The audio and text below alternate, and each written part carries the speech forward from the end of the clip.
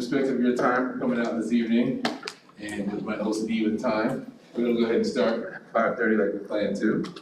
I wanna welcome you guys to tonight's EDAC meeting. Please be aware we're following CDC guidelines for social distancing and mask wearing during this meeting. If you're in need of a mask, they're provided in the back of the room. Committee members, don't forget to sign in. For all attending guests, please make sure to sign in the back of the room. And committee members, public comment will occur before the closing of the meeting tonight. Each comment will have a maximum of 2 minutes, and the public comment section portion of the evening will be limited to no more than 1 hour. If more than 20 comments are received, time per comment will be reduced to 1 minute. All right, first, I want to say thank you guys for having me back. I know I've been gone for a little bit. I had a couple of things come up. The last meeting, I am coaching girls tennis at Gateway High School. And so our first match was the same day as the meeting because of the change in the Tuesday. So unfortunately, we did not win, but it was a great learning experience for my girls. First on the agenda tonight, we have the approval of the agenda. Is there a motion to approve? Move so. And is there a second? Second, that's right, Mr. Baxter. All right, thank you very much. And then we have an approval of the minutes from last meeting. Is there a motion to approve? Move to approve the minutes as presented. Thank you. And is there a second? Second. Second also by Mr. Baxter. All right. Other discussion, Where's that? point of order, discussion. All right, is there any discussion about the minutes from last meeting? And then a vote. And then all in favor of, I thought Jerry wasn't here tonight. You don't have to do this next meeting. Painful enough. All in favor, please say aye. Aye. Any opposed? And also the agenda. And as well, the agenda also, all in favor, please say aye. Aye. Any opposed? All right, thank you very much. I'm glad Ms. Williams is here to keep me on my toes. It's those numbers, people. Just dot the i's and cross the t's. There you go. All right, just on the agenda tonight, we have Mr. Malloy. Should none of you recognize him at all, he hasn't ever come here before. He's gonna have some information tonight for us on the proximity plan and community engagement. Malloy, it's all yours. Oh, thank you.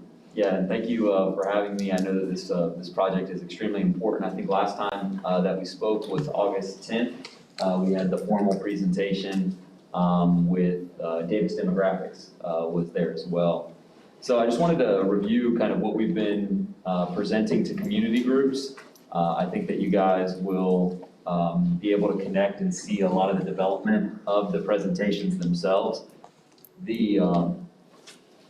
The community groups, we've had well over 50 project-specific presentations, meetings. We've communicated through our traditional communication avenues and channels, doing articles or writing pieces. We've done grassroots social media, even going, so far as to hop into every mom group regionally on Facebook to try to get more feedback and more public input about the plan. One thing that I do want to just stress right at the beginning is that this plan really had two major components to it. The boundaries, which we were moving very fast on with Davis Demographics, and then the policy companions on the other side. And those policy companions, we have broken as a district team into 3 kind of working teams on grandfathering policies, on lottery mechanisms, and on academic programming. So those, we've already started having those meetings, and we're looking forward to bringing those policy recommendations forward, to combine with the proximity project. We are, kind of at a point where we are saying this new student assignment project, though we might have to amend kind of maybe the timeline a bit to ensure the sophistication of the plan, that this is equitable community choice for elementary schools. Is it okay if I sit down, or would it be better if I stood up? I'm fine either way, whatever makes you more comfortable. Okay, Yeah. sorry. I didn't want to feel like I was being disrespectful if I Just don't sat stand down. on your head. We used to do that in the class to try to get the kids a little bit excited about the lesson, stand on your head and spit nickels, that sort of thing. We're okay on it. Okay, great. You know, we have transitioned the storyline to really be rooted in history with the Blaylock case and the desegregation order.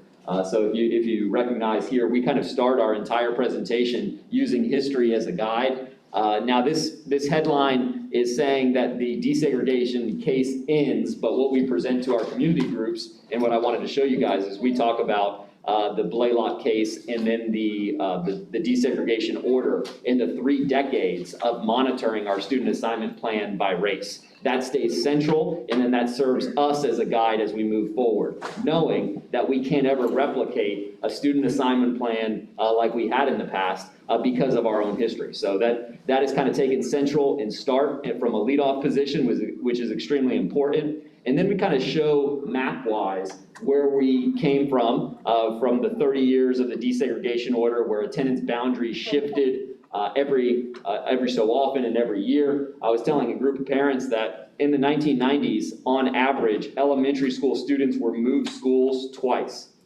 Just to, kind of the boundaries were changing, trying to meet certain criteria based on the court order. But really the county was used and reciprocated in neighborhoods and was drawn all over the place. And really where we start to, to get into our current situation is in 1999. The plaintiffs enter into a 5-year kind of supervisory agreement with the school district, so the school district can gain unitary status, be removed from the federal court order, and that's where we start to see the formation of our geographic zones and then our subzones.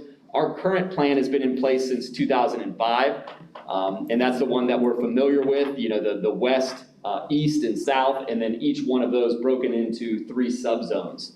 Now, I'll eventually show you kind of where our draft plans are headed, and you guys already might be familiar with that. One of the big talking points for me is the why we are moving forward with a new student assignment plan, because our current student assignment plan has some major issues, right?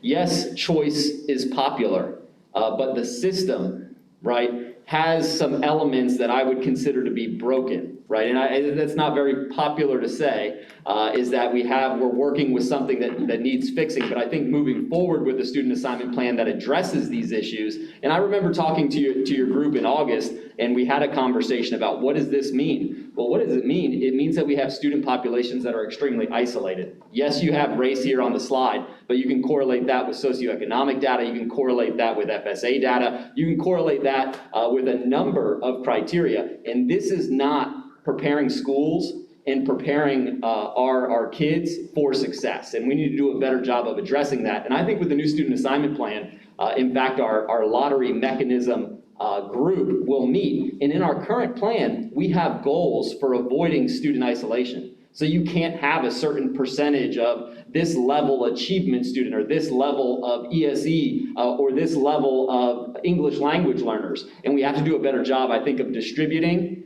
our student populations in these new zones. So one of the big fears in the community, and a big fear that we have, which I started off with, is going to smaller zones, going to neighborhood schools is going to resegregate.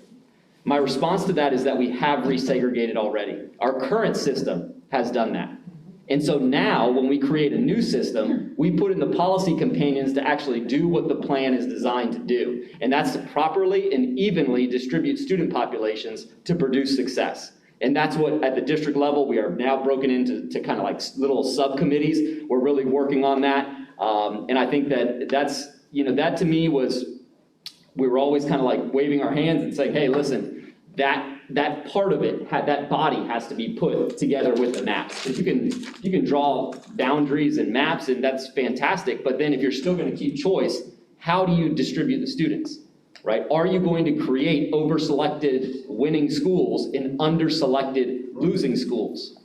Okay, and I know that you guys that are here, we're not willing to let any of our children, fail in that sort of market. That's not what we're built for as a community. I also talk a little bit about some of the social disconnect. I mentioned that all of those blue dots go to Allen Park, and you can see how they are, kind of scattered throughout S1. They're traveling past elementary schools, some very desirable. I would say all of our schools are desirable, but when you get into the public's perception talk in the aisles, they are traveling past a lot of those schools to go to Allen Park. This is just one bus route example. 31 students, 17 stops, 105 minutes, and they pick up, I think, 3 elementary school kids at 5:40 on this particular route example. And they travel that every single day to go to elementary school. So it's not just about transportation, it's about what are we doing in terms of the disconnect with our communities and our schools of choice. And so this is kind of like the second level of consequences that we're really looking to improve with the new proximity plan. So Adam, if you don't mind going back to that, what are the blue dots? Those are students. All students that go to Allen Park. But there's more than 31 blue splotches. Or Yeah, sorry, so they're separate. So they're two examples of the same, two examples of the same problem. Okay, I got you. So it's 2 examples of basically our disconnect and our disconnect with our neighborhoods, communities, and the schools that are around them. So the blue is all of the students of that school? Yes. Okay, Yep. my bad. No, it's not your bad. Yeah, it needed better. No, It needed better clarification. So the purpose of our new plan is to offer stronger community-based choices for our students, prioritizing equity, inclusion, and a high-quality education. I feel very confidently with our district teams that are committed to building both of the rails of this project. The boundary rail with all the data, the forecasting, the population, the growth, the neighborhoods, the student pools, the community data, the residential data, and now the policy companion side. Right, and that to me was so key, was the policy companion side. It's why I'm here at the district. It's why I'm so passionate about the project, is because we have a real opportunity to create and reshape a structure and a system and do it in the right way. So the goal here is to build community schools, maintain choice, strengthen equity, and also improve transportation efficiency. The process is very simple. You guys have already been presented to by Davis Demographics. We analyzed all of the data, community, residential, and student, and then looked at the new zone student pool data, which, even if evenly distributed, would produce, I would think, an adequate level of diversity and achievement at each one of our school sites. Our proposed zones, we do have 4. We have processed over 60 public input forms about the boundaries themselves. We've had the public rank the draft plans, from 1 to 4, and provide detailed feedback on each one. This is just one of the 4 proposed zones. We are actually still taking feedback on all 4 of the proposed plans. And you can find that information. I'll put it up here in just a second, but we have a website. I want to say that it's had a decent amount of traffic. It's kind of peaked with different news articles or communication methods, but it's been I think pretty well engaged. Our timeline, and this is adjusting based on how complex and sophisticated the policy companion side, but we are, kind of reviewing the 4 draft plans with the boundaries, and then presenting those final boundary plans to the public in that May, June. July, the final boundary plan policies presented to the school board, and then we're really shooting for that 2022-2023 school year. Now, having served on this new student assignment plan PLC since 2017, I can tell you that this is a very large undertaking and that there may be some flexibility with the timeline.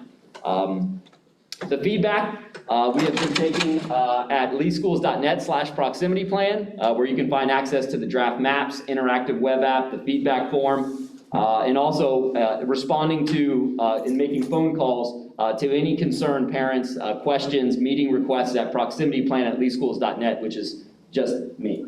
So we respond, we respond and make those phone calls. One of the really cool parts about this project is that as a parent and as a community stakeholder, you feel that kind of that tension. I've worked really hard in this system to secure this for my child, right? but I also work really hard to provide and what I want for this community. And so you can start to feel that in the conversation. And some of the topics are not easy. Like when I hear parents say, well, I don't have any nice schools around where I live, or I don't have any good schools where I live. And that, breaks your heart a little bit, but you can have that dialogue with them to try to understand. And perception, a lot of times, is not reality. I understand in my conversations with my peers that their perception of schools is not accurate. It's inaccurate. It's so far from the truth. They'll talk about schools, and I'm like, I'm not sure that school exists. Have you ever been to that school? So I think that what this new plan will allow us to do is to break down a lot of that market-style perceptions of schools, and ultimately, with the right policies, do what's right for our schools, for our kids, and then also recognize and honor our history and where we are moving forward. So I mentioned that we've presented this style of presentation. It's gone through a lot of iterations based on a large amount of criticism, but it is finally here with the branding and the colors that everybody likes. So I'm happy with that. We have presented it well over 50 times, and I think most recently we did the Bonita Estero Realtors. So Ms. Holly was there. Good job, good job. So that getting this out to all aspects of the community, pumping it out, and having even just people in the community write little tidbits about it. Hey, if you want to. If you really want to provide your feedback, this is the website, this is the email address, and Davis has done a great job of looking at the feedback on the boundaries and saying, yeah, that does need to be extended here, that does need to be moved, or this concern is legitimate. They've processed every single one. So I've gone through them, I said, let's look at this region, let's look at this displacement, and that's another thing with the policy is that going from large to small, there will be displaced students at each one of the schools, students that are no longer living in that school zone. So what do we offer as a district? And we're working through those drafts of the grandfathering policies. We're hoping to give an option to parents that so that they can have that, they'll be able to stay, maybe a phased approach from kindergarten first, and maybe using the next 5 years, so we won't see our immediate, impact, but we'll definitely be able to sustain the new plan and its goals and objectives over time. So that's kind of where we are at the district. We're excited because we have these little subcommittees working on grandfathering, working on the lottery mechanisms, and then working on equitable academic programming. Being able to have those options, maybe not in every single one of the new zones, but being able to properly map. So maybe like if there is a pre-K autism that has a need in a particular region, having that somewhere close to the new school zones. So that is kind of where we are. The final thoughts is that this is a better system for our community in future. It will reconnect a lot of our parents in our schools in a reality-based connection, and then also strengthen diversity at the elementary level, really fight against some of those trends that we've been seeing, some of those alarming trends. And then the associated funding for schools with transportation savings. I think that's really important. We're hoping to get those exact dollar amounts that could be pumped right back into the school where they actually belong. I think that's key for us as we move through this process. I am extremely passionate about student assignment plans and their impact on our community and what they can do in terms of student life and academic outcomes. And I know that this is very challenging. We had like our little steering committee meeting with the superintendent. He made it very clear that what we are doing is structurally massive. That this is a huge undertaking, and it has to be done. It has to be done thoroughly. It has to be done in a sophisticated manner. So looking at other districts and looking at examples and coming up with options and responding to the community and responding to the needs, I think is key for us. But I'm still extremely excited and hopeful and optimistic that with working around the clock, we can get a new student assignment plan in the next few years for the school district. So I do appreciate, again, you guys having me on. Sorry if I was overexcited, or if I talked too much, or said too much. But I was very happy to come back, and I hope once things are even more finalized and I get to go over those exact policy companions, that you'll be like, okay, all right, I see that this has got some body, so this is nice. So the engine is being built, the body is on, is moving. We should have a complete, we should have something complete here, in the next year or so. Thank you, Mr. Malloy. Questions, comments? Put your hand up first. Adam, I hope I wrote this down incorrectly, I really do. Did you say you've only had 60 public input forms that have been submitted? 60? So we do have, so that does not include all of the emails that we've received and responded to about it, which were really asking questions about grandfathering and things like that. The actual public input forms were very detailed about each one of the plans. So that is a little bit of a difference there. It took a lot more time and effort for people to fill out those feedback forms. We kept pressing them because we were actually processing them.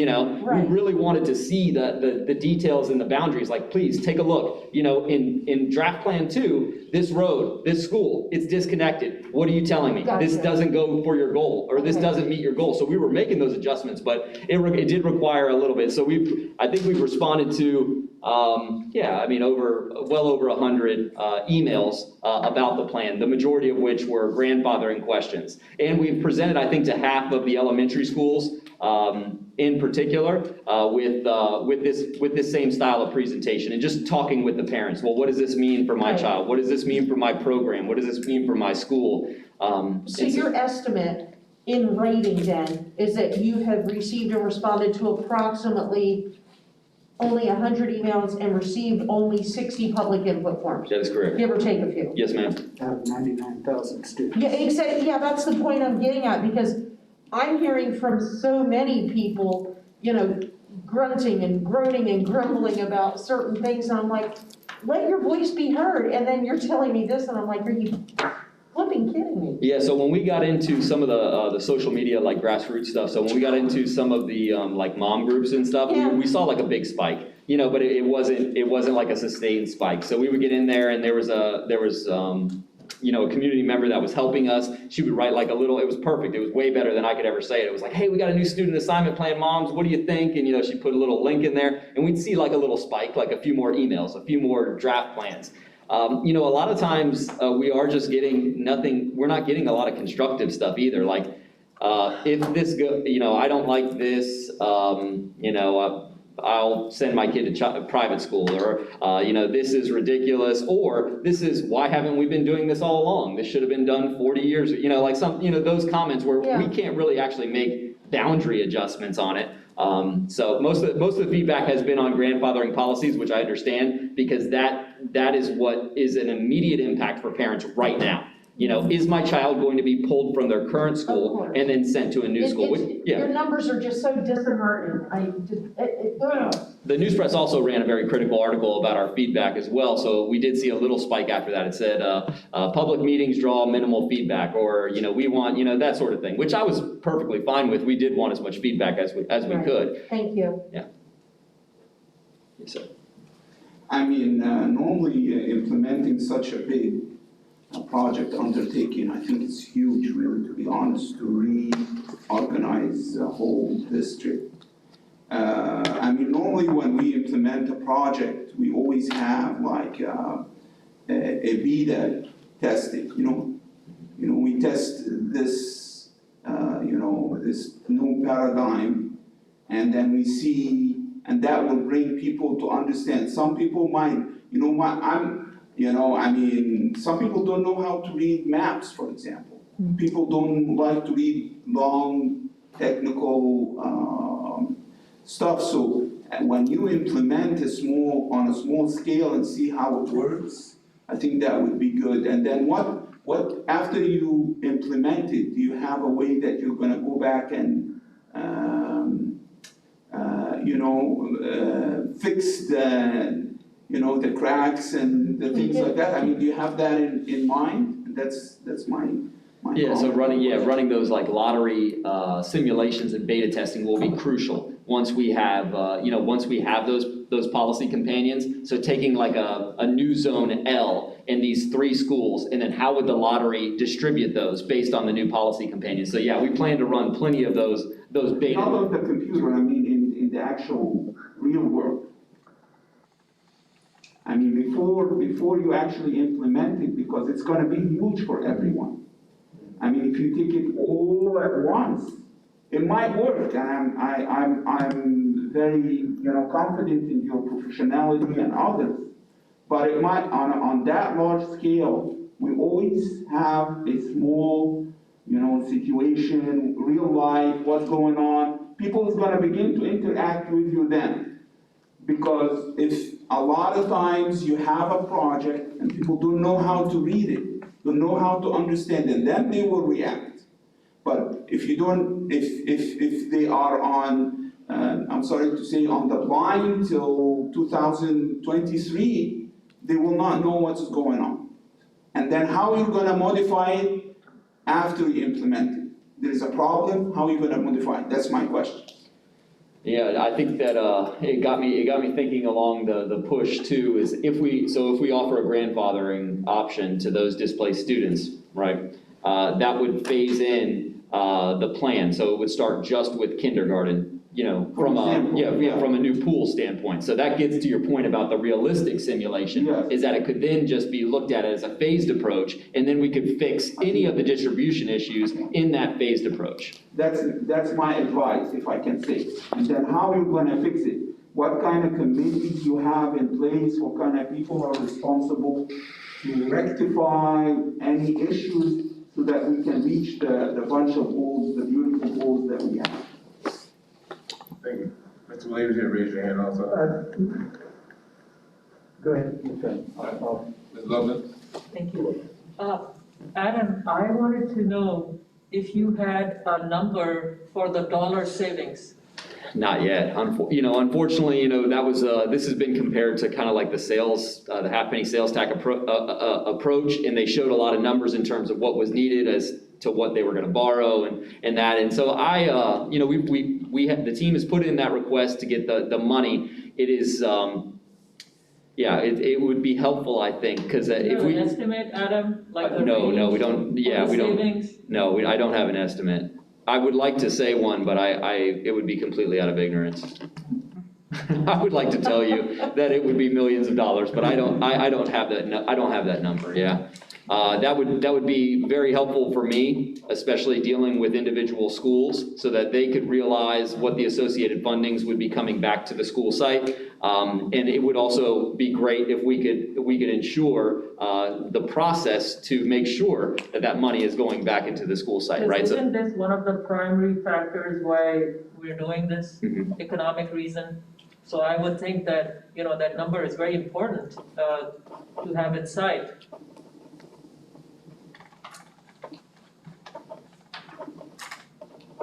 Yeah, I couldn't agree more.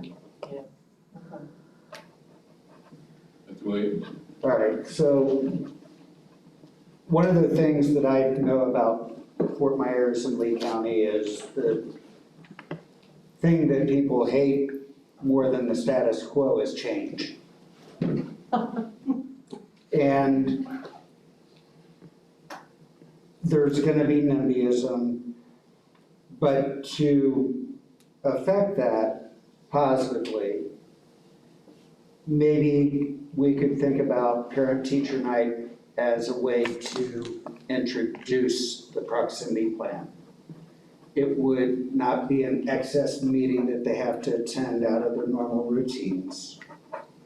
And just maybe a 10-minute pitch like you did with us tonight, explaining the proximity plan would be helpful for them to at least start the sand settling. And it becoming realistic to them.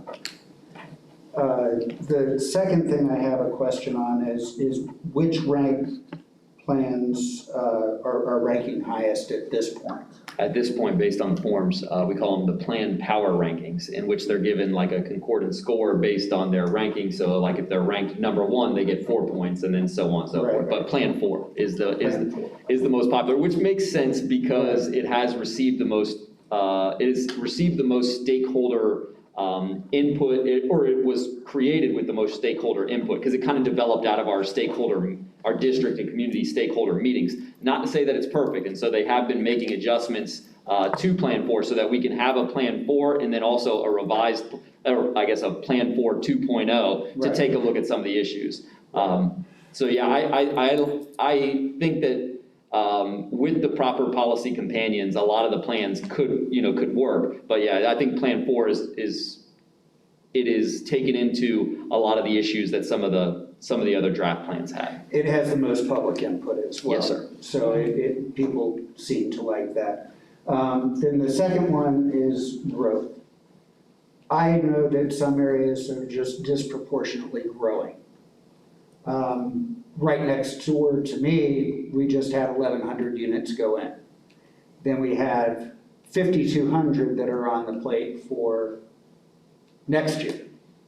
So we only have 2 schools, and they're both elementary schools. And how are we going to control for that? Because if we have 5,200 families moving in the next 3 years, that is going to change a lot of the projections that Davis Demographics has been calculating. So maybe it would be good to look at where the permits are being pulled now to understand where the growth may be in the future. Because existing home sales, those are going to be existing home sales. But future home sales are where new construction is happening. No, yeah, I think to your point, Davis Demographics, that is that's like their Captain America shield right there. That's their skill set, is that 10-year forecasting. But looking at their algorithm, and they're very big on new development. And yeah, I think that they were also very surprised at the large amount of growth that we were experiencing, not in the 5 to 10 years, but in the year after year after year. Now, it does seem it will be beneficial. There's this one thing to consider, is that we do have elementary schools that are coming online, new ones that are coming online. And that's very important for us. As you mentioned, there's only 2 schools or 2 elementary schools near where you live, and there is a lot of this growth. In the district, they just have to, they have to do the proper, vetting of where their property, where they would like to develop to accommodate the growth. But the problem with algorithms is it is based on facts. And if they're going by current zoning, what's happening in our area is they're throwing out the planned zoning and going with whatever the heck someone brings into it. It's the way our market has been working and operating for the last 10 years. Whenever a developer comes in to build a new project, they make it happen. They've got the formula, they've got the magic formula to get the county to approve that.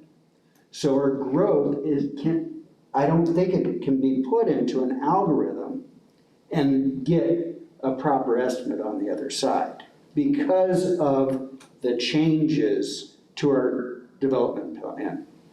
Yeah, no, certainly not exact, but hopefully within reason, based on the factorial growth from year after year, and that can be plugged in and then extrapolated over the course of time. Now, we know that we also can constrict at certain times based on market economies and those sorts of things. So those also have to be factored in. But I agree with you. I was just driving down the Colonial Corridor the other day. I was like, you can't swing a dead cat without hitting a new smart apartment or condo, or at least I was like, this is crazy. And then the prices, I'm going off on a tangent, but I did see a lot. I did see a large number of developments that were going up, and I was like, wow. I mean, you can control the whole condo with your phone. I was like, this is amazing.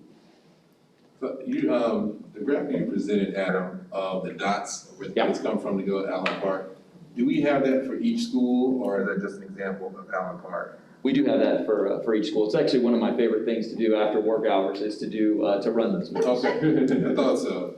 The only reason I asked that question, I'm thinking about the amount of response we've had so far from the media push we've done, for this amount of time, how much has been the news. And I'm wondering if as many people as we thought would be affected by the change, there's not as many as we thought. And people looking at the plans And within that plan, they could possibly still be at their same school, even if the lines change. Obviously, some of those students are outliers that are further out, theirs would change, but if 80% of the kids are gonna be at the same school, then maybe that 20% of people is not making enough noise and they have a problem with it. Or, when they look at the plan, they see that, well, my kid's gonna be at this school over here, and I'm fine with that school too, so there's nothing really to talk about. Or they're in third grade and they're not even gonna be in elementary school. Right, so I'm just trying to correlate the low response with the plans that we have to some other possibilities that might be the reason why their response has not been so great. No, absolutely. And in some of the zones, they do mirror like a subzone. Like so in draft plan 4, new zone H looks very similar to S1, right? So there may not be as much displacement. And when you look at the displacement numbers, they're not that great in that new plan because they still have the same options. Yeah. Now, if you go to some of the schools that do pull from large, from very far, like I'll use an example, Norfolk Myers Academy, okay? They pull from, west subzone, I think 1 and 2, and they are pulling from the furthest reaches of 2. And so there is a large amount of displacement at some schools that are pulling from large geographic regions. And then maybe there's some people who are happy that the lines are changing, so they're not complaining because now it's opened up for them, so they're on the positive side of it.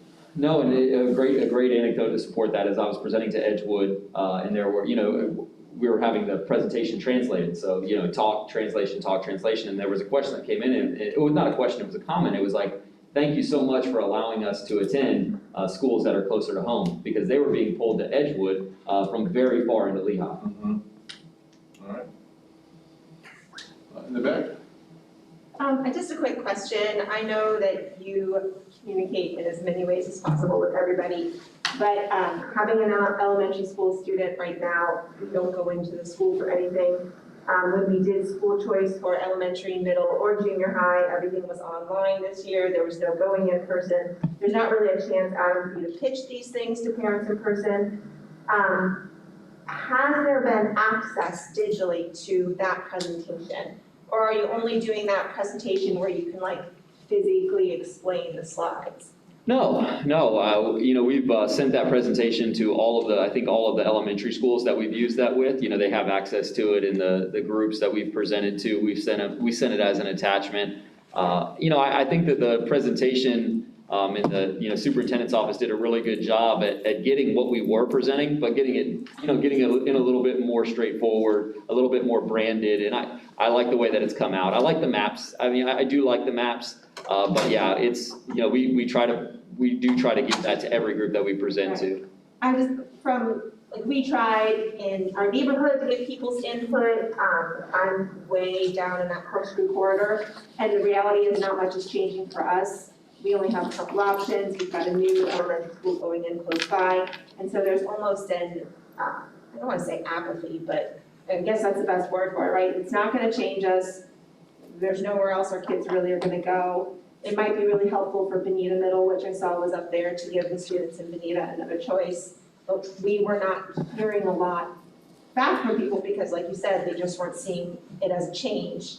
So that's the reason I was asking was if there, I know that they can go to the website and see the information, but that's why I was asking if the presentation was available because, everybody has the attention span of a minute and they could click through real quick on a presentation. Point 2, we were planning a virtual option when we were first running through those, when we were first, trying to get feedback on the drafts, and then we really wanted to hold that virtual option till we had some of the final ones, and then some of the policy endorsements. I thought that would be really great, because we didn't want to go back out for the virtual and kind of do the same thing that we had been doing. Now we can give it a month or two, we can do the virtual, and we can actually add to it with the policy stuff. That's perfect, especially because that's where everybody's gonna have the most questions. Yeah. Is beautiful map, what are we gonna do to put the procedures in place? And it is a complete rewrite too of the plan as it relates to elementary school. So a lot of things will have to be revisited in terms of the preferences, in terms of what it means in terms to be P1 and P2, and the proximities and how that all looks. So this is like we've already mentioned, it's a fairly large undertaking. In the back? Hi, I wanted to say, I follow the YouTube channel, and there's been some really good videos that have been released on it, and I know we have a public relations team who does such a fine job with it. I agree with what Dr. Hatham and Ms. Reed said is, I think a visual little video that you put together with a lot of pictures, kind of like you have been doing on the YouTube page, I would share it there, and then I would have the social media team share it on the social media and also on the different web pages, and also, you know, the peach tree and the things like that. I think most of the parents aren't affected. I am not affected by it. I wanted to say how good and encouraging it felt for me to sit here today and listen to you give this presentation when we've been watching this coming, and your enthusiasm and the language you used and how important it was that you talked about, like, what a giant opportunity this is for us. It really was encouraging to me, and I think we needed to hear that today, so thank you. Oh, thanks, Crystal. Yeah. Oh, thank you. To your point about the video, so we've been trying this. We want to do this really creative approach where it's down to, you know, where it's kind of down to earth, and it mimics some of like the video kind of podcasts that are out there that are trending really well. So Jason Still and his team are actually working on it, and they have they actually, instead of boring me, they have an elementary school student that's talking about some of the stuff and some of the changes. So it kind of makes it a little bit more relatable. So that is in the works, and hopefully soon. Hopefully soon.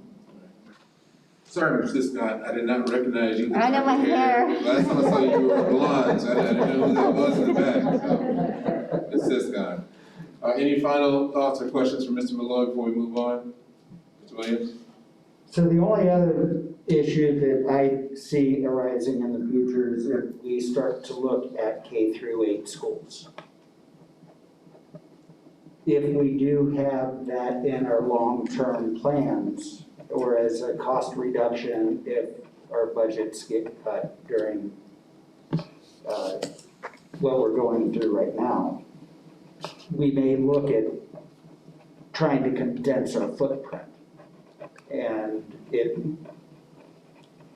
keeping that in mind for these future plans as well, and how would that affect your plan? Thank you. All right, next on our list is an update from our board liaison. Here.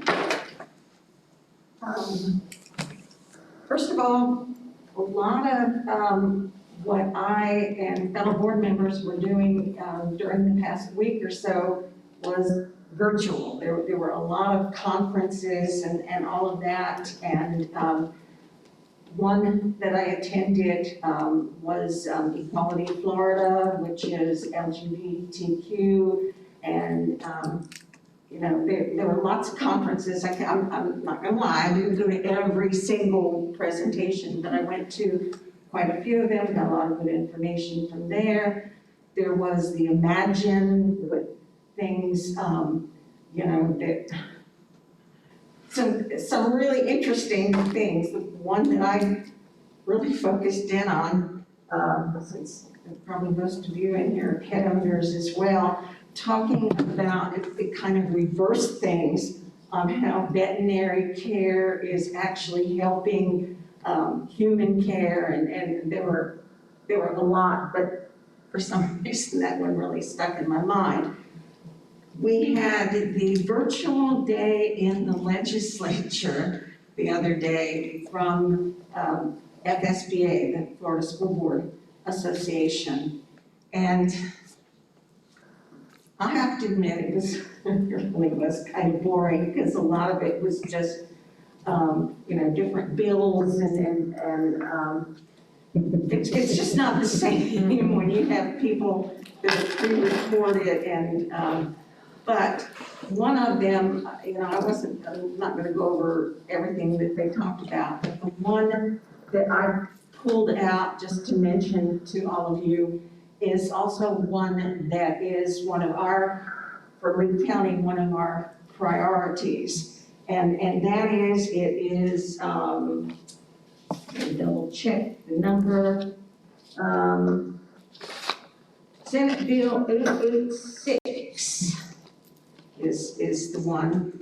And this has to do with the EOCs, the end of course testing, and the testing that we, well, at least in the past, have done. The EOCs, I believe, are 30%, you're in the school, isn't that right? 30% of a student's final grade. The testing scores in a school, the VAM, which is how teachers are evaluated. What we are looking for as a school district, and I think the School Board Association and I know the unions, this is something that we really think is very important, that this is a year that, okay, give tests just to have an idea of where the kids are, but do not count it for teacher evaluation, and do not count it, for instance, in EOC as 30% of a child's grade, because we really have had quite a year, haven't we? And a lot of disrupted education for students and teachers and all of that. So that's the one I picked to mention to you guys, because it seems like it's those of us that are educators across the board, from unions and FSBA and Lee County School District, that we are really supporting, that it's just not fair to do that. Now, this is something that all of the advisories are going to be talking about, and I actually looked at, already saw Mr. Williams' comments from Year on Finance, right? And so you know what I'm gonna say. I know exactly what you're gonna say. And it has a local impact too. All right, and I'm sure most of you are aware, and if you're not, surprise, that we are recorded, right? Everybody knows that, and you were told that when you signed up and, wanted to be on the committee. The board, little history on it, the board voted to do this, I'm thinking at least a year ago, probably a little more than a year ago, I can't remember exactly when. But we did it for several reasons. One reason is, big reason is transparency. That, I don't think we have anybody here from the public today. Have we had? We had one individual, he left. What? Ms. Vaughn, he left. We had one person, but he had to leave. Oh, okay, I didn't notice. How many people have we had from the community in the past year before that come here? I mean, at most, we've had 3 at a meeting before. Yeah, and most of the, most of the advisory committees, that's kind of the way it goes. The public is absolutely invited, the public can comment, but this is the way that the public, and I'm going through why this passed for the board. The public, they should know what we talk about.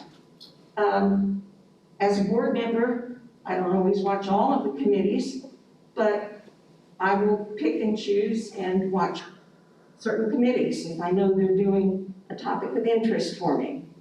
If you miss a meeting, you can see what went on in EDAC. Okay, so that's why we as a board, and I'll admit this, it was a pretty split vote. I don't remember exactly if it was 2 against, it was either 2 or 3 against, and the other 5 or 4 of us for. So it was a split vote. All right. Some members of committees, and this is why now we're bringing this up, and I think it was introduced by somebody at finance that brought it up, because I did watch that committee meeting, and there is a feeling that we are, first of all, that we are not getting, so I'm presenting the other side now, that we are not getting as many people as we might get for these committees, because there are people that, they don't want to be filmed. They don't want, or that maybe they do join, but they feel like they can't be honest in bringing forth their comments. Trying to think what else was, that was like the biggest thing, that there are people who don't want to be filmed and won't apply at all, or some that will apply, don't like the filming, and feel like they can't be 100% honest. So, we need a little time for this, because this is something all of us have to do. I would like to hear opinions first, and then we'll take the vote, and I will bring it back to the school board. Okay. Sean. So, I understand where it came from because I've been on these committees for several years. We felt that it was time to reconsider because of the public disclosure of every single school teachers, including public resource officers, salaries, addresses, I'm gonna sit. telephone numbers on a Facebook site. And it was done out of spite from a public records FOIA request.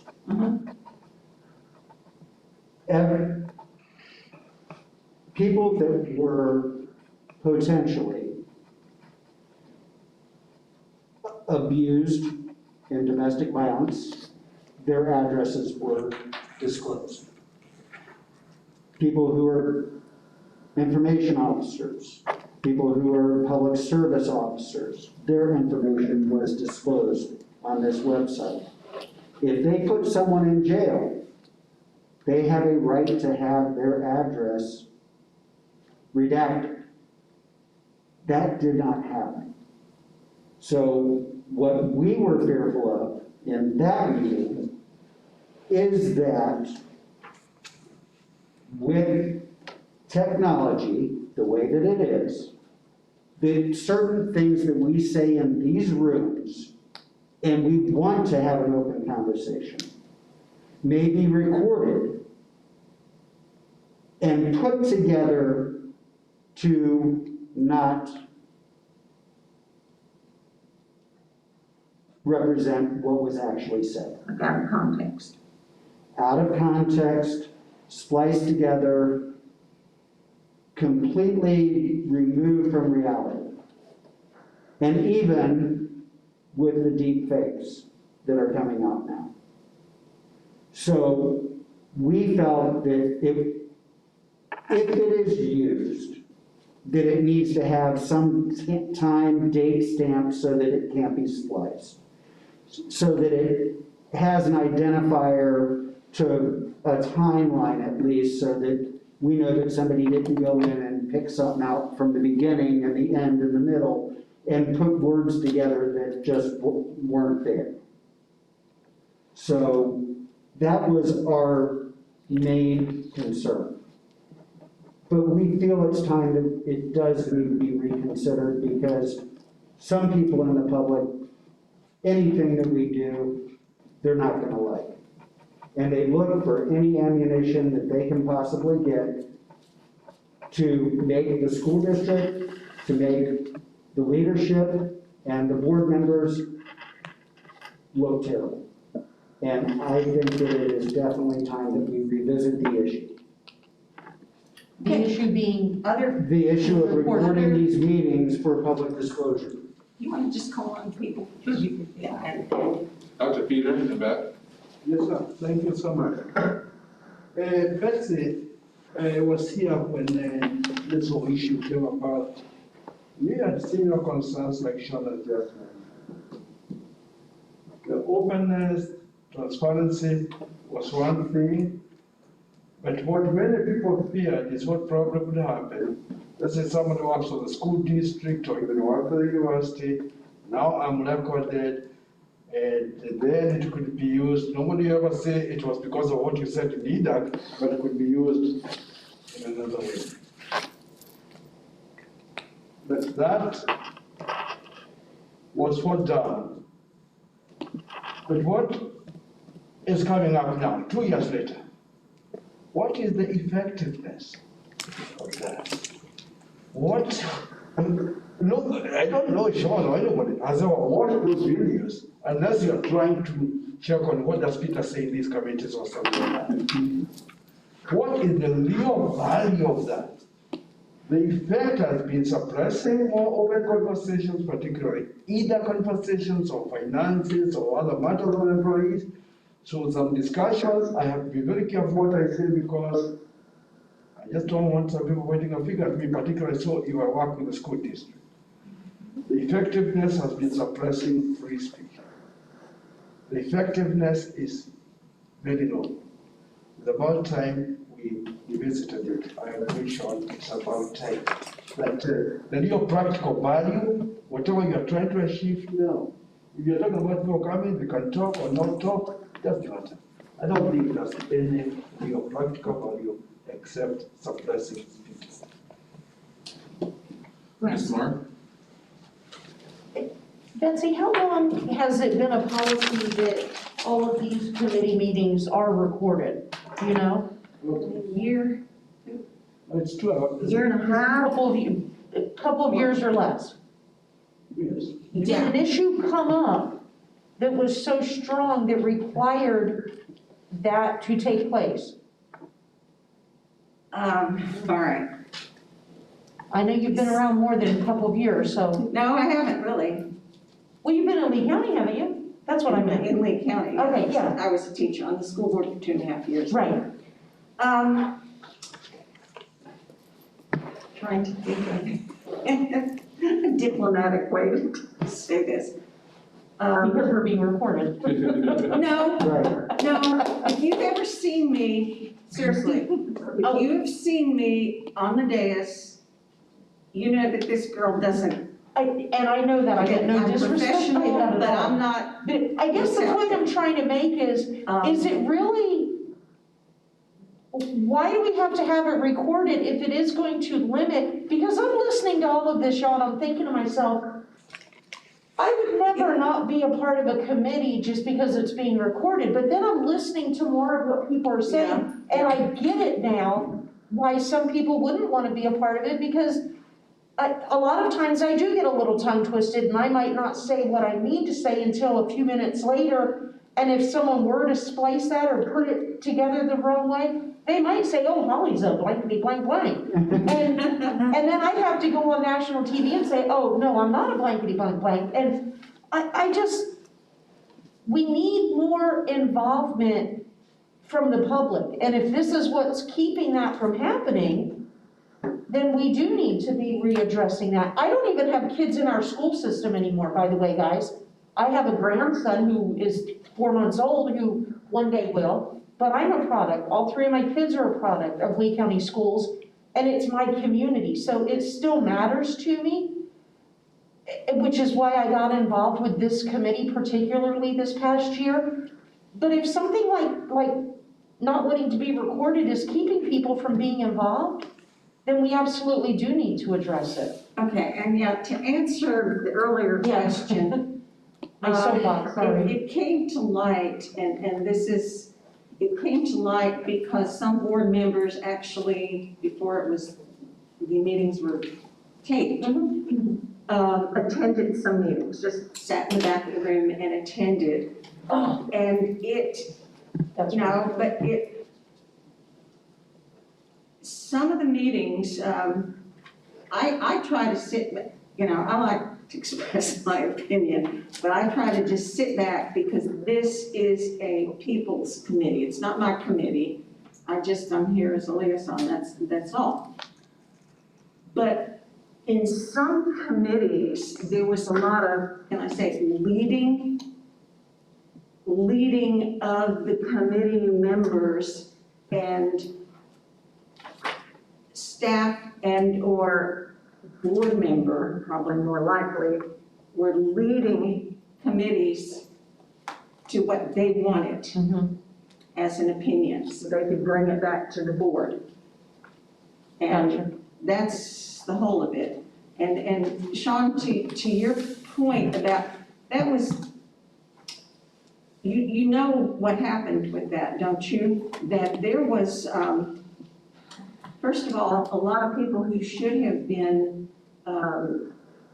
they should have had their addresses redacted and phone numbers and maybe birthdays. I guess those are the things that get redacted. It was, first of all, there were people who weren't aware that they had to turn in a form for redaction, and I think that's being done right now. And secondly, a couple of us questioned why that information was released in that form, because, and I've seen the request, that wasn't the request. The requestor basically wanted name, position, I think ethnicity, and amount of money the person, was making. And there were some positive things, well, not positive, but there were some things that came out of it. A lot of employees were very rightfully upset with that, very upset with it. But some employees looked at their department and they saw that, let's say it's a Hispanic male in a certain department and having the same position as someone else is white, and the Hispanic was making significantly less for the same amount of time and similar job. And so that was a problem. But no, it never should have been released like that. On the other hand, when you're a public employee, I mean, I was a teacher for 38 years, and this is the same in Texas as here, you know your life's out there.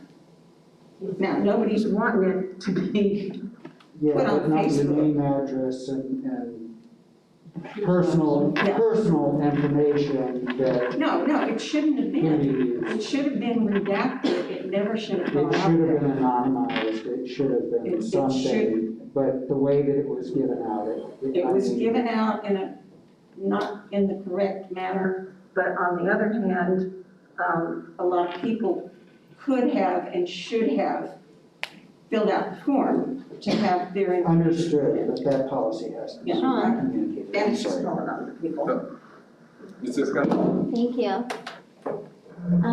I've heard 4 different issues here discussed. The first thing, the reason why things start to be recording, it's because only 2 board members can be in the room at once. There's a sunshine law. Right. And a lot of the board members wanted to come and be a part of different committees, including EDAC. As far as what was just released with the teachers and the information, does the school have a forensic computer team that is in charge of our internet security and safety protocols such as that? They can go onto the YouTube for the videos that we have posted from now for a year ago, and they can put these policies into place that Mr. Williams is talking about to address that. The second thing is, I believe that, and I make the recommendation, that the school needs to offer every single teacher whose identity was breached a membership to Identity Lock, to go on and lock down and protect them, that they deserve it and they shouldn't have to pay for it because it's not their fault. The third thing, the silencing, I want to talk about that. This is a big deal. Not understanding, like, you were, for you to come into a meeting and it not being a big deal, like, that's fantastic. That's also, like, part of why we have these meetings, because that's like a privilege. That is coming from a place of privilege. There are so many people who I know who would love to be involved in committees like this, but they won't go to rooms that they don't feel are safe. We've had a lot of trainings from Equality on how to maintain a safe space.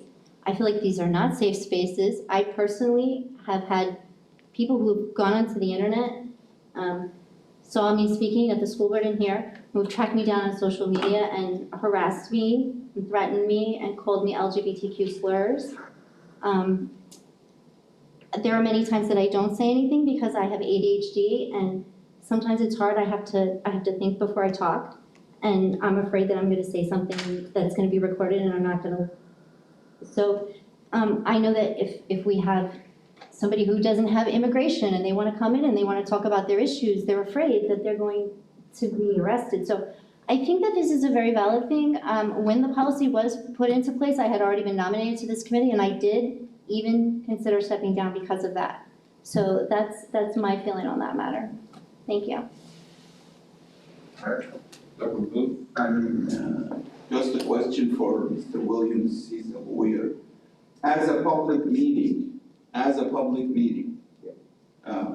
can anyone come and record it from the public? Let's say this, so if that's the case, for me, I want to have a record that this was really what has been said, not what, let's say, Mr. X came up with.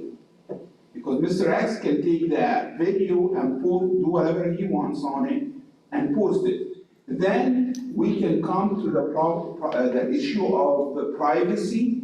Maybe there could be editing, though I hate that. I really say that if it is gonna be touched,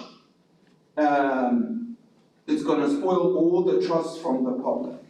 But at the same time, we have to protect the identity of who wants his identity to be protected. That's my comment. Just to correct the record, I'm not an attorney. Oh, I'm sorry, I thought you were. I'm a CPA. I'm sorry. I just count I the don't know who's a meetings. lawyer then. Anybody's a lawyer in the room? I don't think so. But my question I is, dated one. can someone in a public setting come and record us? I'm not sure. From my understanding, they can. Yes. Somebody, let's say the gentleman that came in, he can record the whole meeting and then go home and edit it, do whatever he wants. But if I have a proof that this is different happened, at least I have a record of mine. So that's So why. any final questions for, so you want to close the forum? I would like anybody who has something to say. Yeah, I said you said you wanted to vote. Did you want to vote? Oh, yeah, for it? no, Consensus from us, or Yes, I want to vote, but I want to hear from, I Everyone? think it's only fair that everybody has a chance to Ms. Marr? express their Ms. opinion. Betsy, would it be an option to have it recorded but not made public? Just for our safety of being able to go back to the school board archive of our meeting to see if, oh, indeed, that is what Holly Marth said that day. Is that a possible option? Because I wasn't thinking about what he just said until he brought that up, that if someone else can record it, then yeah, I do want a record of what I said to be the official record. I mean, we don't have a stenographer in here taking notes, so, or a court reporter. Meeting minutes. Minutes, but not, Yes, but not not- a transcript, but minutes. Right. Right, but I used to do meeting minutes when I worked for a nonprofit, so do you record and then do minutes and then delete? That was the question? When you do meeting minutes, like I used to do meeting minutes for the nonprofit I worked for, and we would record, and then we would keep the recordings for a certain amount of time until the minutes were approved at the next board meeting, and then we would delete the minutes. So we would keep the important quotes, if we had to go back and hear them, they were there. If it was 25 minutes of somebody talking about a cloud, I could skip over that and move on to the next portion. So that might be a solution, is that we have an audio recording as backup instead of visual recording. When I started on here, we used to have, when I started, we used, like, when it was a tape recorder. Yeah, Our right. audio recording wasn't a camera. Yeah. So, and at least with recording via audio, you don't necessarily use names when I call on people, when you point to people, then it has some level of anonymity to it, but there's still a record of what was said. So, I mean, it's an option, try to be somewhere in the middle to have a clear record of it without so much our face showing. Dr. Peters and Mr. Bass. Well, question. So, Mr. Burns. If I do not want anything I say to be recorded, do I have that option, or that my rights have been taken away for that? I think you have that option, but maybe, and I don't know for sure, but if you're gonna be a part of the committee, then you're almost agreeing that you're going to be recorded. Saying like with teachers, we know when we become teachers, certain things are gonna be public record, like emails and those sort of things. So I don't know if the two can be separated in this situation, I'm not sure. My question was similar to that. I wanted to know if someone came in, would they have to notify us that they were going to record, and just not automatically start recording without our knowledge? I think they That's a law, have to, under the law, Yeah. in a setting like this, if they're gonna record, they have to let us know they're recording. Even on the phone, when they call and they're recording, they have to Right. say you're being recorded. So I would assume in person, a setting like this would be the same, but, you know, I think they Actually, should. it was, who was on, you were on finance when there was the issue? Yeah. And somebody came in and, I mean, they were just recording and up in people's faces and things like that. Now, as long as the public has a particular place to stand or be in the room, and they need to stay in that room, but when you're walking around the room and, you know, putting the camera on people's private work papers in a meeting, I mean, that's unfair to the committee members. And that type of issue would be the issue that I would be concerned with. You know, I'm fine being audio recorded, as long as it's for, you know, a correct record of the meeting. And that it's not put up on YouTube for someone to grab off and do whatever they want with it. So I would make the motion, and I move that we make the recommendation to the board to reconsider the recording of these meetings. okay, The video recording. let me do two different things. Let me start with the video, and then if somebody wants to have an alternate suggestion, and it sounds like people are going to say to the video, then we'll do what you said, see if anybody has an appetite. Well, I can change, let me change my motion then. I move that we make the recommendation, because that's all we can do in a meeting of this sort. Make the recommendation that we reconsider the video recording of our meetings. Not just say, I'm against the video recording. We I mean, we can only make a recommendation from this I committee. know, it's only, and that's what I'm bringing back to the board. But then we need a second for that I'll second motion. that. Okay, I think we all would. so Now we- let's do this first then. How many of you would vote to reconsider the video recording? Raise your hand. Is there anybody who, okay, so that looks like it's unanimous, 9, right? Is that the number you got, everybody? All right, I got, 9. 9. I can change the color. We can't see each other. You two are invisible to each other.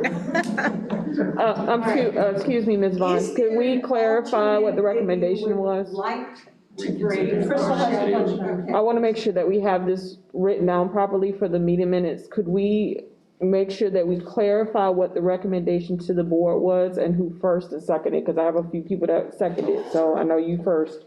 Sean Williams, the motion was to reconsider the video recording of our meetings. Okay, And the second was by Ms. Mark. Ms. Mark.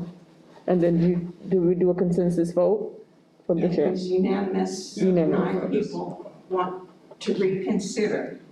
And I will bring that to the board with, you know, like that early meeting says, but there's a problem with it. I have- Does the consideration mean removal? Yeah, if, I want them to reconsider it and have the debate again, because a lot of things have come to light since the last time they considered this. And it's so, I just. And a lot has I changed. just sighed deeply right now. It's really unfortunate that we have to deal with. Can I say though that the fact of the matter is this breach in internet security, this is not uncommon, this is happening everywhere. It's amazing that it hasn't happened sooner here. So what we really need to do is we need to address this, we need to have a committee who's in charge of this, and we need to look at what we already have on the internet and access to our teachers' private information and administration and people on the committee, and this needs to be done quickly. Oh, it All wasn't. right, wait a minute, you Hold talk on. so fast. I'm sorry. Did you get what she said? Did you, are you saying you Sean, do you wanna want everything that's translate? No, I Sean will just, translate. gone? I just wanted to really, this was not a data breach. This was fulfillment of a Freedom of Information Act request. That this information was provided to the request, which is legal, completely legal what they did. It's just that that person shared it with someone else that shared it to everyone on Facebook. Yeah, and that's not. This is not. That's not what a Freedom of Information request should be. I mean, reporters do it all the time, and they disclose things, but in a much different. It was not meant to, but hey, God bless the USA. I know we need to, We have 15 minutes left. oh, we need to wrap it before I stop. Is there an alternate idea that you want to vote on, or shall we just leave it this way? I think it's, Anybody? I think it sounded like you just wanted audio rather than. Make that motion. Well, if you make a motion, then everybody can vote and I'll be done. Wait, instead of recommending, why don't we just use stronger language We instead of can. coming in with two separate kind of recommendations? Just say we want it to stop. Can't we just say? Well, that's already gonna happen, that it will But that's not what our motion says. Our motion says we'd like you to reconsider. reconsider. I use that logic all the time with my children. Yeah, It's not the exactly. same thing. not the We same. can go back to the board and say, no, like, let's stop Well, recording. I tried to get it that way, but it's your. This is what I'm telling you right now. Let's be stronger. Let's say no, and that's it. And we Well, we tell them. already have, parliamentarian, we already have that Let's vote. use, yes. So we have the motion now to reconsider. We can also put in a more direct motion to say we want to have an audio recording instead. If that's the motion, then so let's put that motion in words and put it out there for us to vote. I just heard something else, and I heard an audio, but I heard also some of the committee members saying they would like a motion to reconsider, a motion to say no to video recording, and then a motion for audio. I don't know if that's. Yeah, and some with- Yeah, with all due respect, when I say reconsider, this is what they said. I have all the comments, and so it's pretty clear that there were not any positive, and I will share that. Okay. I will definitely share that. That's what it means. Okay. And I'm just asking if you want to do that. If not, I'm done. So, Dr. Peter? I just want to keep it as simple as possible. okay. I make the motion that we stop the audio recording of committee meetings. Just make it that simple. Second. Is there a second to that motion? I second. Dr. Nedville. Okay, and do you want to make that even more specific? An audio to go out on the internet, or an audio We for have a the motion. benefit of our secretary? Person, it's been made and seconded, and it's time for discussion, and I want to, You're right. I really do want to, for the reason that you put forward why this policy came into place, it feels like what is being done right now. That you are guiding us into a recommendation you want us to make, No, and I don't feel comfortable with it. okay, that's, And I just, I would want to get it on the record because That's, of how this policy came into play. Actually, Sean, I want to make it very, very clear, because now I know it is being recorded. I move that motion not with any reference to what Betsy has said here. I made the motion because I think it is the right thing to do regardless of whatever else. That's it, period. It's my personal opinion as a member of the committee. and as I said, I'm happy to stop it right where And I it still is. second it. So now we have the vote. We have the motion, we have the second. Could you clarify the motion, please? Yes, please clarify. I move the motion one more time, that we stop the audio recording of committee deliberations, committee. That's it. He said that we start the audio recording. You're saying start the audio? Start. recording? Stop, you have an accent. I'm saying stop. Oh, stop. You have the audio. So you wanna stop the audio? Or the video, yes, Video. Right now, we're doing audio and video. both of them, audio and video. Okay. You just want to start recording then? How about if I just I want tell them you what we together, have? I want them together in my motion, Oh, okay. the audio and video. I feel like we're backtracking here a little bit. Yeah, Did I? Because we have the video, that we agreed that we want to stop video. We've got that motion, we've all voted. Other than stop the video. And I am bringing that to the school board, that recommendation with your comments, and I don't have any comments written down that are positive to keep it, so trust me, I'm not gonna try to manipulate it. I I think heard we just leave somebody it where it earlier is. say, The first motion, Yes. Motion to lay that on the yeah, table. I'm letting you, do the. I'd like to call for a vote. Point of order. vote on the second motion, from Dr. Peter. The first motion's been voted on, that part is done. That's done, I have that So, recommendation. Okay. And you're So calling you for a have two motions vote on the table, you have one to table the issue indefinitely, for, and you have the other to lay the question on the table for a vote. The video. so I would suggest that we table it for more discussion. So that we can get some clarification, 'cause again, I think we're starting to go two different directions. So, all in favor of, Are you well, we have saying, the motion to table it, yes? are you saying, Mr. Chairman, that we don't take my motion, or what is, I'm going that we table your motion. 'Cause I think that there's some confusion between the first motion and the one that you just made. okay. And I wanted it very clear that I'm asking for the stopping of the video.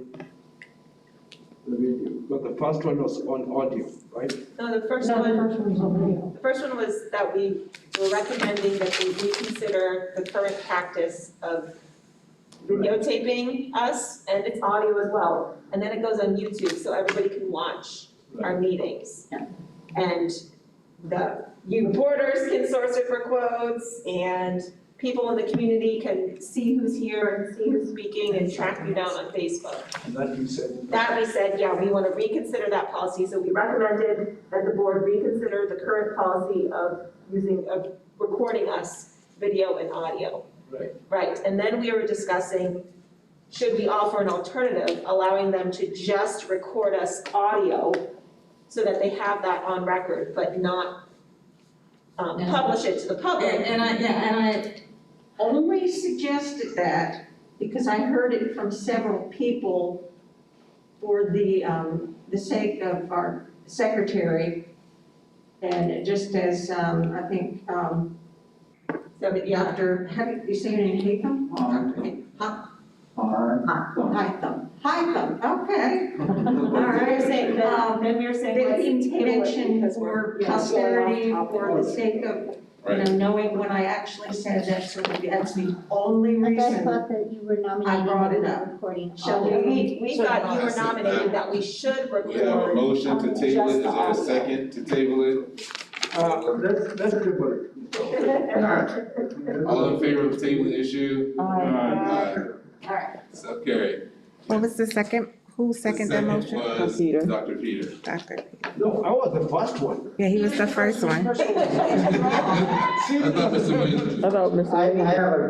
have a question. Ms. Vaughn, I would just like to make. Before you get started, Mr. Williams, it's gonna be quick. Okay. Trying to get you guys out of here on time.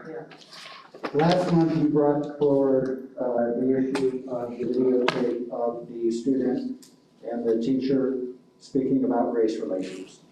And I have to say something, this is a product of our education system. This is why we should teach Black history. This is why we should teach LGBT history. This is why we should teach Hispanic history. I don't want to get inside of the teacher's head, but I know that I was never taught this in our education system, that I had to learn these things on my own. And I do not believe that there should be anything happen to that student for recording that conversation, because it needs to be had. And that's all I have to say on that matter. All right, thank you, Mr. Williams. Mr. Malloy, Ms. Torres, any updates from our staff liaison?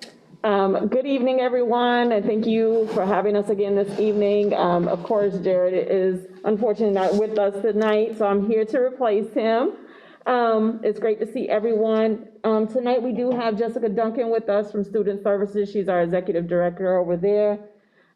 She's going to provide you with any updates that you may, or any questions you may have for her this evening. And we also have Brian Mangan with us again tonight. He was with us last month and he went over the student code of conduct. So Brian is here again with us tonight just to provide you, answer any questions and provide you with any updates as well. For next month, we will have Ms. Lori Brooks with us, who is one of our directors for mental health services. And our focus for next month in April will be mental health. So I'll turn it over to Jess Duncan and Brian Mangan. Thank you again.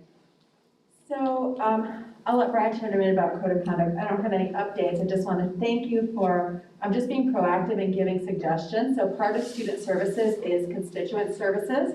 So we take in community and parent concerns, questions. So as you're talking about proximity and you're giving suggestions such as use visuals, use videos, pictures, Peachtree, smaller groups that maybe are part of it, those are very helpful and powerful, because agreed, as it was pointed out, that sometimes people don't understand until they're directly affected.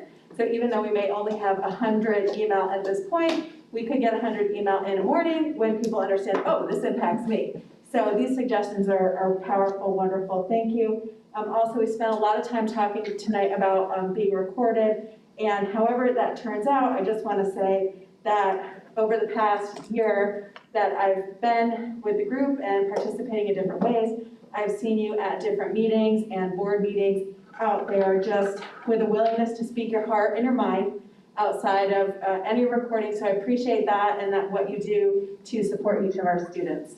So thank you. Thank you, Ms. Duncan. Mr. Mangan? I had a question for Brian, so I'm not sure if you. The only thing I was gonna do tonight, Mr. Williams has already taken me up on it, is just solicit any email. So if you would like my email address, please see me before you leave, and I'll give you my email address just in the sake of time. We'll just get it on the recording. Brian? So glad the laugh rope took that, but yeah. Sure. And I have a saying that I believe in, which is, protecting is better, protecting against, let's say, diseases or anything is better than curing, spending the time and the financial, issues to cure something.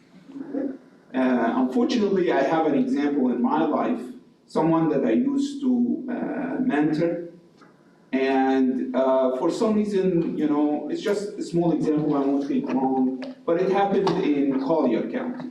He was in high school, the guy pulled down the fire, they took it. It's been close to, I'd say, 15 years. This guy is in and out from jail. He went to Ohio, he left the state. He didn't, of course, graduate or anything, but that's just some of the things.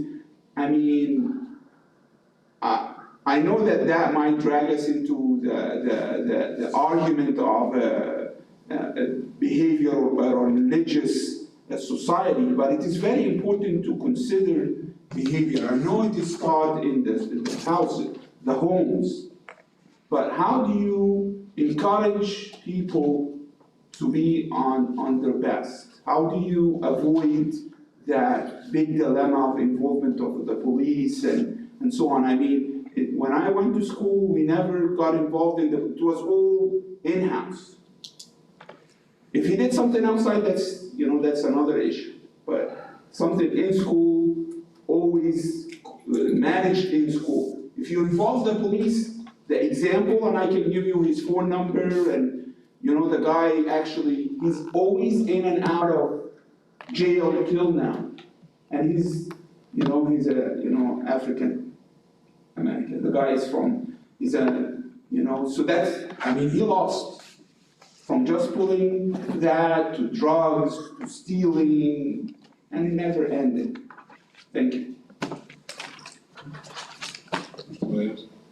It's easier to build strong children than to heal broken men. Repeat that, Sean, please. It's easier to build strong children than heal broken men. Absolutely. Yes, it was, and I missed last month, so I wanted to say it tonight. All right. I mean, what is your plan for that? I mean, do you have an alternative also, or just police and punishment and so on? What's the other side? Well, we are working in, Can I jump in for a second? Yeah. So, Mr. Ming and I work together now with my new role. I'm the dean at Gateway High School now. Congratulations. So, I didn't know that. a little bit of a change. I go back to face-to-face during the pandemic, who knows?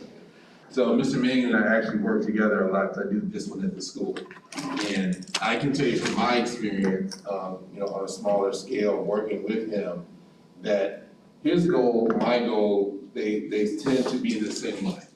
We want the kids in school as much as possible. We want the least amount of outside involvement with the kids as we can. Ideally, the kids come through me as a person to be what you're talking about, to be the person that handles it in-house and keep those kids on the path. And when they exceed what my authority is, Mr. Mangan steps in.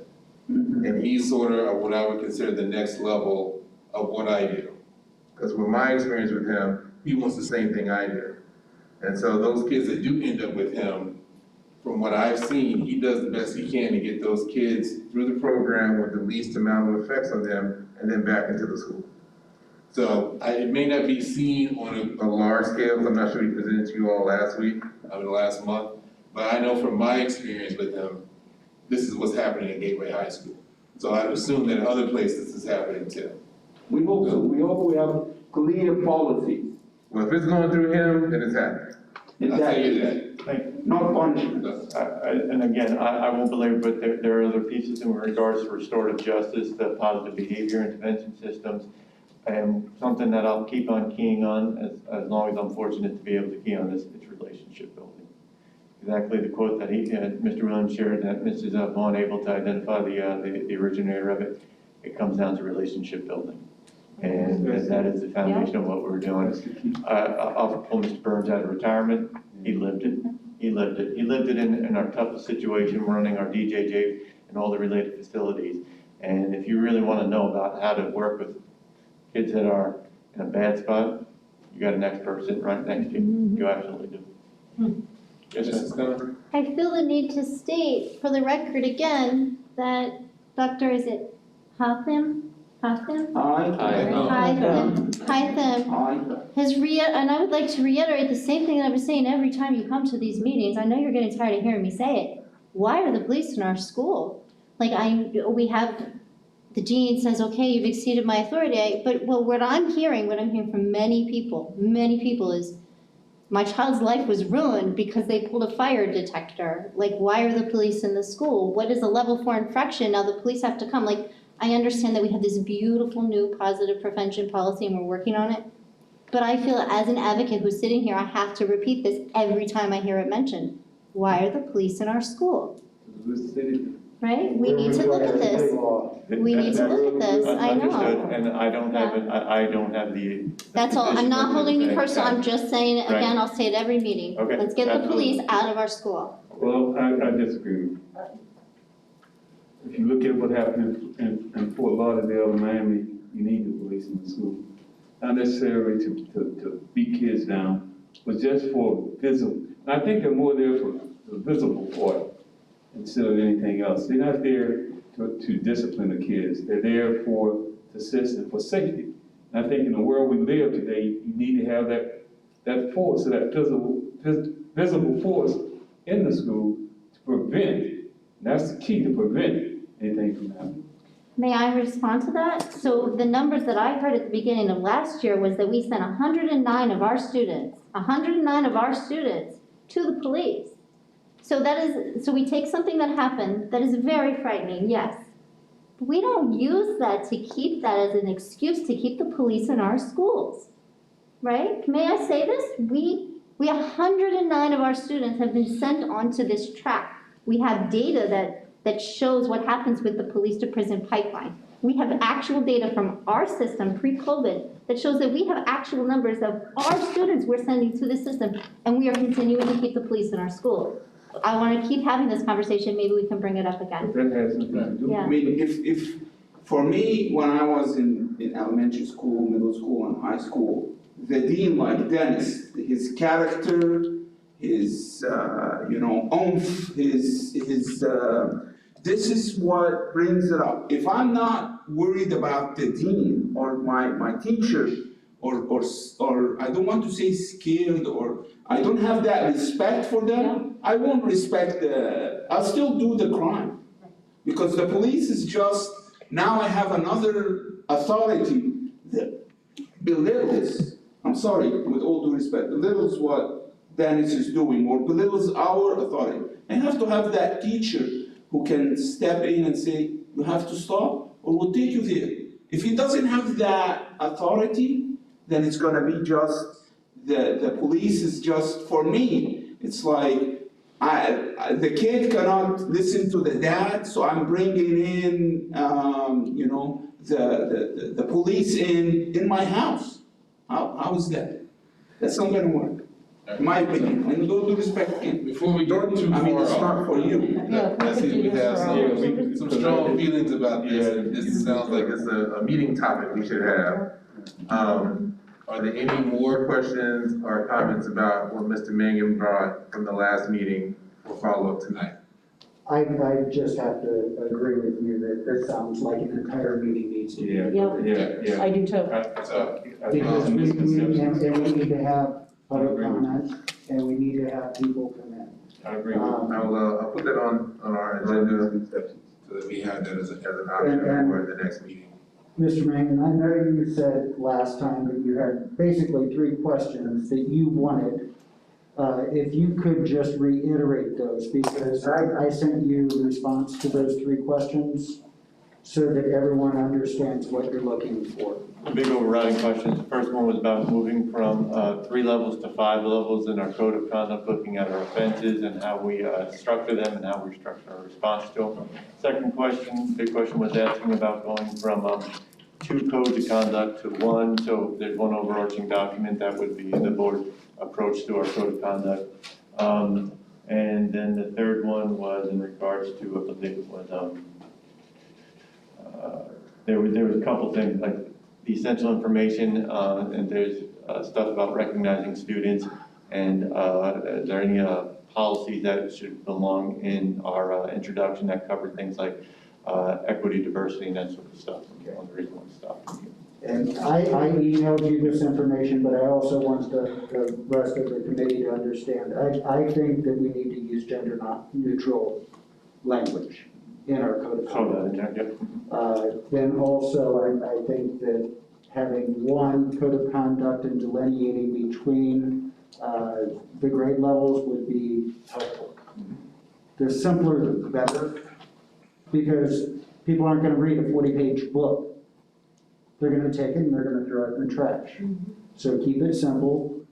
If something is required by statute, it should be noted as such. So we had a huge conversation last time about why felonies are being advertised to the teachers and faculty. And the reason is because it's law. 1006.9 state. Right, so people need to understand why certain things are in our code of conduct and what is required by state and what is this body's purview that we are able to direct. And I appreciate it, and I'm on a tour of these committees, Student Advisory Wednesday, DAC at the end of the month. The only thing I will, not to sound like that, but I need to put a timeline on it, so if you can get to me by the end of the month, that would be appreciated, because we're starting to, construct a draft, and we have to get it ready for board presentation. There's a 3-step cycle process with that as well. All right, thank you, Mr. Mangan. Is there anything for the good of the order? Is this a section for the committee? Yes. What is that? This item 8? Yes, anything for the good of the order? I just wanted to clarify that there will be 5 class and board members, and I like the ones who bring information. And I want to make it clear that Betsy stands out. I like them to bring information to us, and then to research on what's going on. That's what keep that along. One last thing for the good of the order. It had to be. Sorry. So we were talking about, and this is what I thought Ms. Bond was gonna bring up. The Senate and House have companion bills right now to tax internet sales. Right now, every single one of us are supposed to fill out a form every year and remit our sales tax for online sales. It's called use tax. It is not a new tax, they're just able to collect it in a more efficient way with Amazon or Wayfair or someone else. That bill has gone through Revenue Estimating Conference, and in the next 3 years, it will generate $1.3 billion to our state to shore up its budget, so that they don't have to cut education budget. It also provides $300 million to local efforts through their surtax. Now, that's not $300 million to our surtax, but statewide, $300 million to shore up local deficiencies as well. So that is Senate Bill 50 and House Bill 15. And Senator Gruters, a Republican, is the sponsor in the Senate, and we have a Republican sponsoring it in the House. So they don't think it's a new tax, so nobody else really should, and I hope that you would talk to your legislators about making that come to fruition, because it really is a tax that is already due. It just gives the state a way to collect that that doesn't cost more than the tax itself. Thank you, Mr. Williams. Ms. Carroll, any public comment? None. No public comment. Is there a motion to adjourn? Sean Williams. Second, Mr. Mayor. Thank you.